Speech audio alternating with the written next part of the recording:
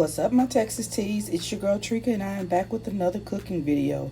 Y'all see it. Scratch cornbread dressing with homemade giblet gravy.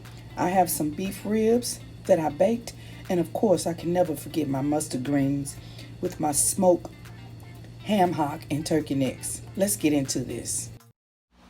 Hey everybody.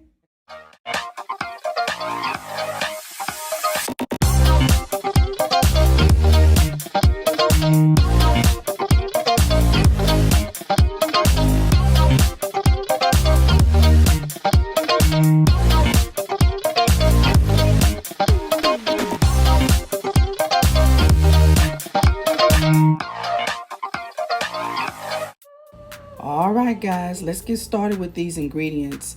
Yesterday I went ahead and I used 2 leg quarters. I seasoned 2 leg quarters, and I also seasoned my giblets. I put them in my Instapot with an entire box of chicken broth with some veggies, and I let those go for 3 or 4 hours. Once they were done, I let them cool. I chopped them up finely, and I reserved the broth. That broth turned out so well. The broth I just showed you in the cuts, that's what I'm going to use my giblet gravy for. Y'all, the trick to cornbread dressing is make the cornbread a day ahead. Please make it a day ahead. That way you can get it nice and dry. When I say nice and dry, that means once it's fully cooled off, go ahead and just use your hands. Those are the best tools you have. Use your hands and crumble it up. You need it to be really dry in order to make great cornbread. You can use it, the same day, but for me, I like to use day-old cornbread. So I get that out of the way, as well as my giblets. And also I use some butter. I'm going to add the butter into my cornbread dressing as well. And again, there's that beautiful stock, y'all, that I reserved from making the giblets and the chicken on yesterday. Then you can go in with your usual suspects, whatever seasonings you like, but you must use poultry seasoning. You must use poultry seasoning. You must use poultry seasoning. I hope I made that perfectly clear. You must use poultry seasoning. All right, guys. And then there I have my chopped up gizzards and my 2 leg quarters. I make sure that I keep a few of the gizzards a little whole because I like to be able to taste it. And here's my reserved gizzards and chicken with some reserved stock. I'm going to use that to make my giblet gravy. So yeah, guys, we're getting ready to get this party started. Let's go.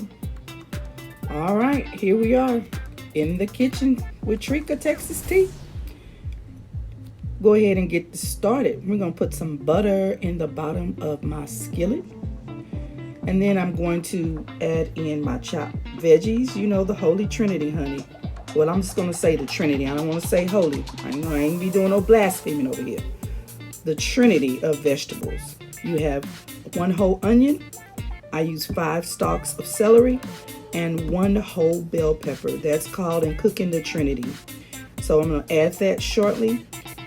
Once this butter decides to stop playing with me, I'm going to add it. Let it cook down until it's translucent.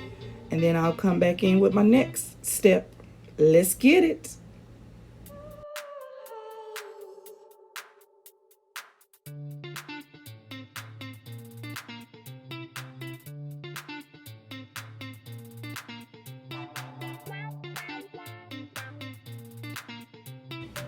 All right, as you can see, my vegetables have cooked down. It took them probably about 7 minutes or so. Now they're nice and translucent. So I'm getting ready to add in my stock. Now y'all may do y'all cornbread dressing a little different, but just trust me, this works for me, okay? I've learned from the best of the best of the best.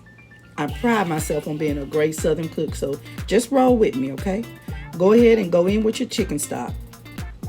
And then give it a really good stir for a while. You want to bring it up to a rolling boil a little bit before you add in your gizzards and your chicken.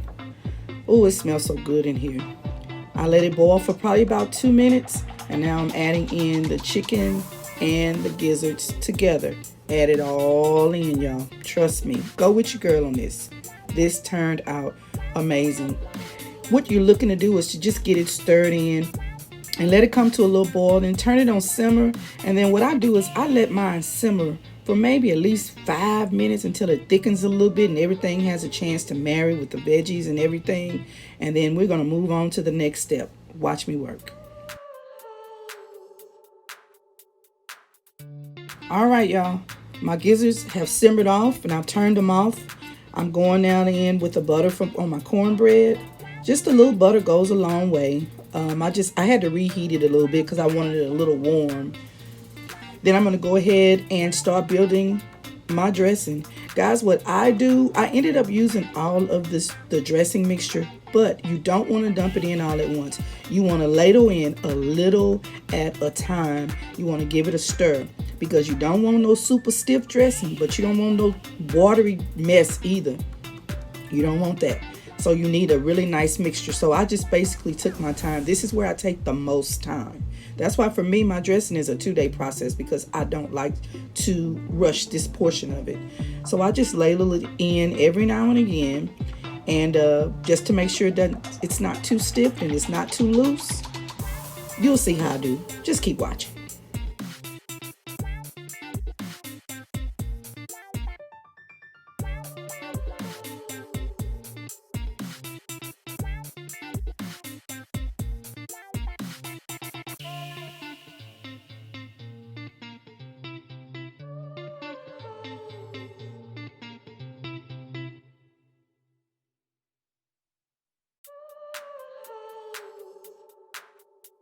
All right, guys, I'm just checking in with you. I know you saw where I've ladled it in maybe 2 or 3 times, I guess. It's almost to the consistency where I like it. I wish you guys were here to really look at this because this is the most important part about doing dressing. You got to make sure the consistency is just right. Now, I'm not one of these egg people. I don't add eggs to my dressing. I know some people do. That's fine. I know some people add some stovetop stuffing. I've tried it once because I saw stovetop kisses add stovetop stuffing, but I don't like stovetop stuffing personally. It turned out okay, but I didn't like it. So here you see I did end up using the entire pan of my dressing mixture, but you just have to be careful. Again, I took my time and I made sure that it was as consistent as I needed it to be because I have to bake it off.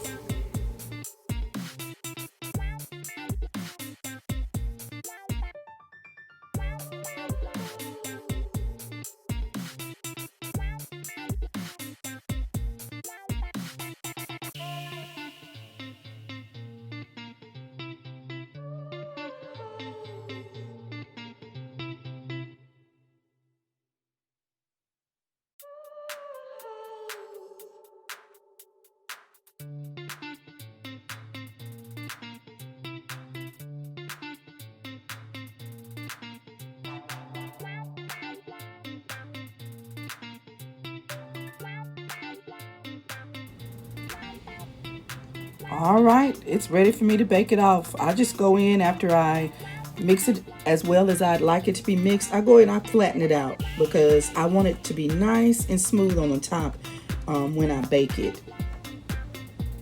You don't have to flatten it out. It's not a requirement. I just think it's something that I've just picked up along the way from watching my grandmother and my mom do it. Now, this is my special touch. I add butter. I like to add the butter around the edges because I watch my edges while my cornbread is baking off. I love crispy, crispy edges. I watch that butter just start bubbling and melting, and it ends up crisping the edges around your cornbread dressing. I don't know about y'all, but I'm an end piece person. Baby, those end pieces be everything and then some. So you can add it or you don't. Go ahead and bake it off for 375 for 25 minutes. Please don't over bake your dressing, y'all. I don't want no dry dressing.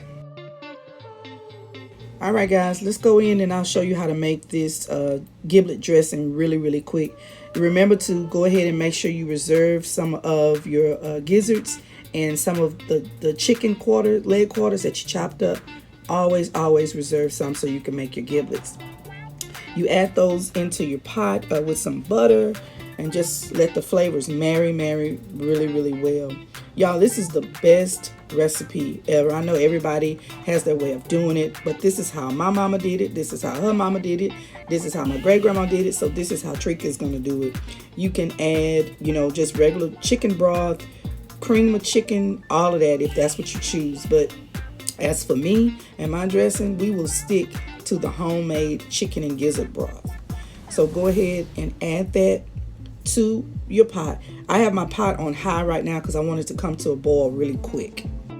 Yeah, and you can use as much of the broth as you want. I think I ended up using almost all of it because I love the giblet gravy. My son is okay with it because he always feels like if the cornbread dressing is loose enough and it's not dry, then he's good. But I made enough so that I could share it with my kid. So I'm just going to go in while it's still, kind of coming to a boil a little bit. Get it all stirred in together. And what I did, I made cornstarch in warm water. The slurry of cornstarch in warm water. That's all you need to thicken up your gravy. Watch the magic that happens.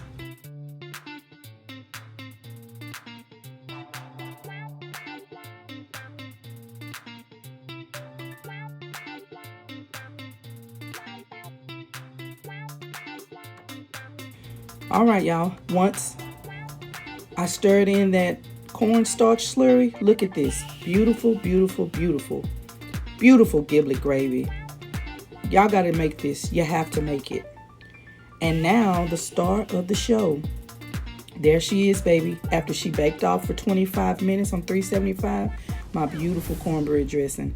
I apologize about the hole in the dressing. My son had to go to work, so he wanted to make sure that he got his food out in a hurry.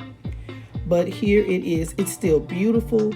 It's crispy on the edges. It's moist. It's tender. All of the flavors came together well, y'all. Take your bite. Yeah, she did that. Cornbread dressing is not hard, but it's not for the faint at heart either.